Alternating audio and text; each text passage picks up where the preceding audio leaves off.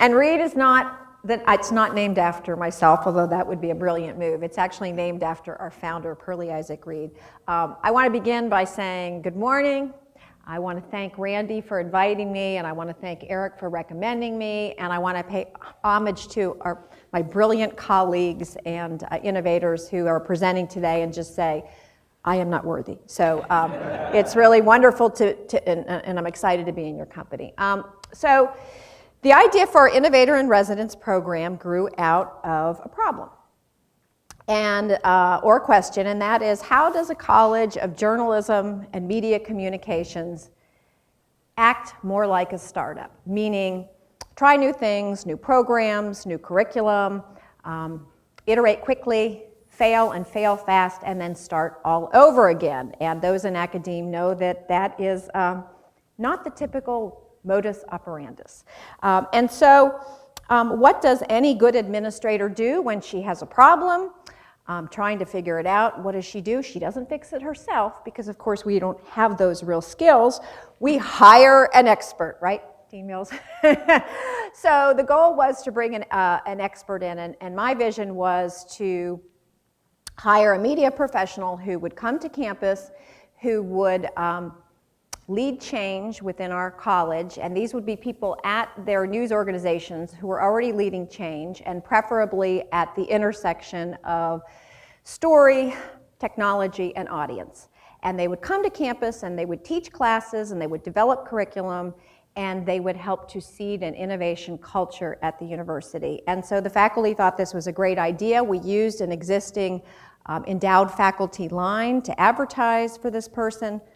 The problem is we had a hard time attracting the right kind of candidates who had the skill set and the mindset that we were looking for, who were willing to leave their great jobs for a year to 2 years to move to West by God, Virginia.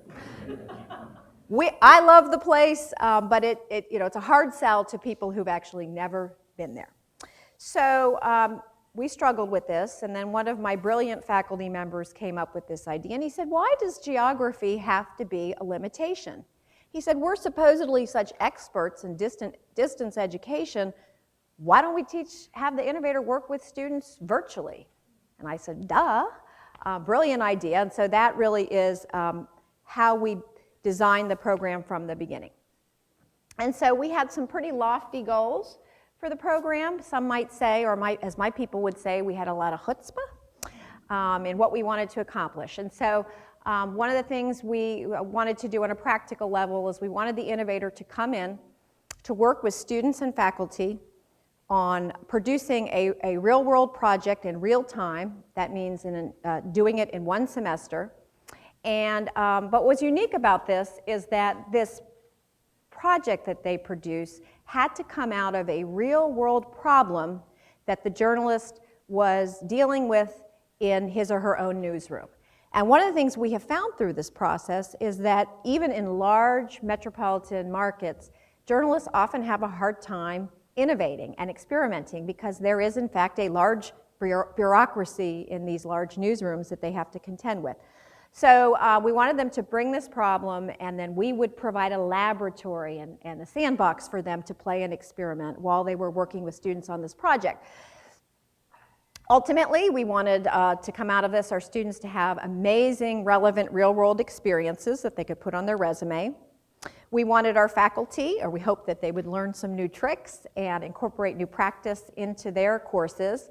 And then here's the chutzpah part. We actually thought that maybe we could influence newsroom practice by giving the innovator a chance to do something new and to bring that back to their newsrooms. So we had these big goals. And luckily, our first experiment we conducted with a fantastic person, Sarah Slobin, who is a senior graphics editor at the Wall Street Journal and who was absolutely game for anything and really helped to create the structure for the course that we are now following. Sarah came to the class, or came to campus. She did teach the course primarily virtually, but she did come to campus 3 or 4 times. And she came with a problem, and her problem was she wanted to be able to envision a story as mobile first from the very beginning, not as an afterthought, but actually, you know, what are the specific challenges for producing a story for mobile that are different from other digital platforms? And in fact, she found this was something that was not happening at the Wall Street Journal at the time, and so she wanted to see if she could do this with students in real time. We created an experimental course, which we called experimental journalism. And we handpicked students, very good students, to sign up for the class, including Brian Baumgartner, who's now a student in the master's program here at Missouri. We had a student from computer science, another student from the design school in the College of Creative Arts. And so it was a mixed class. And we had 2 on-ground faculty assigned to the class so that they would be there every week in person and help to guide the project forward in addition to working with Sarah. So they actually did indeed produce a real-time project called the Drug Next Door, which is a mobile-first reporting project that, as Katie mentioned, looked at the abuse of so-called study drugs on college campuses and particularly at WVU. It was crazy. We had no real syllabus. We figured it out as we went, and you can kind of get a sense of the chaos of the class by looking at some of the storyboards and the story map that Sarah created about midway in the semester. And there were many steps to this complex project. First of all, the students developed and conducted their own online survey, which they administered among their classmates at WVU. We used that data. First of all, then they crunched the data. They looked for trends, they looked for anomalies, and then they used that data to actually drive the reporting. And that was another goal of Sarah's, was to say, you know, what if you generate your own data? Can that be the basis of your storytelling? And so they then did their reporting, multimedia, text, video, audio, and of course data visualizations, and then they produced the actual project and the mobile site. And then the other cool thing they did is they actually had to promote their own story.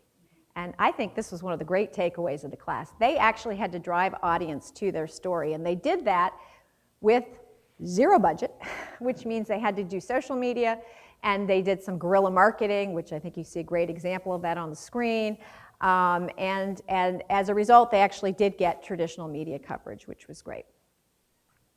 One of the things we discovered that's awesome is Google Hangout as a classroom teaching tool. It's a very basic tool, but through that we were able to have not only Sarah interact with students, but she brought in these amazing guest speakers, people like Brian Boyer, who heads up interactive projects at NPR, Megan Fee from the New York Times, who's an expert in surveys, and Zach Seward, that you know, among others from Quartz that you saw.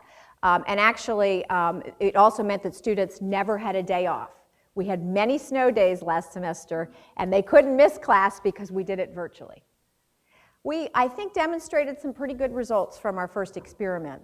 First of all, we demonstrated the proof of concept of this distance visiting professor.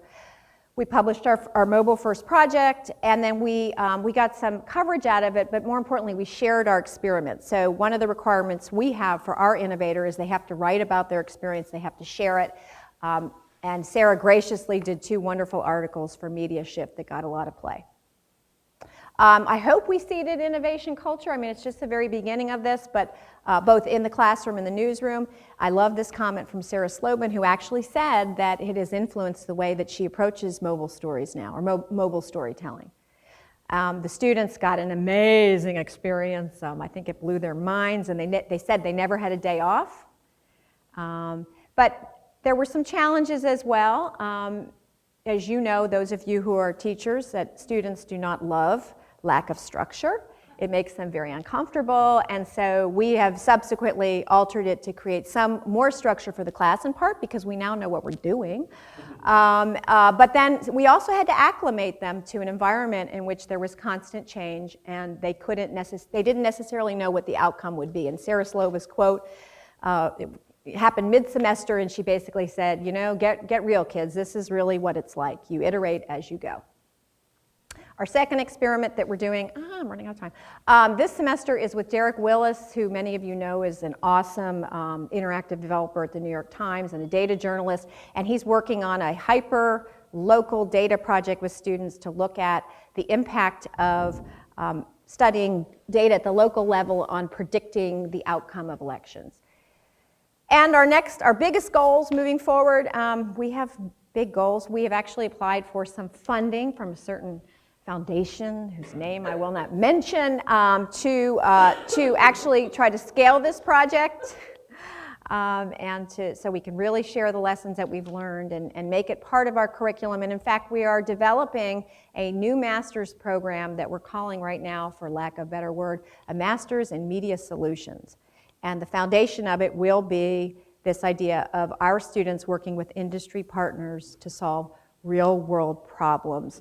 And I've got lots more to say, but my time is up, so I thank you very much.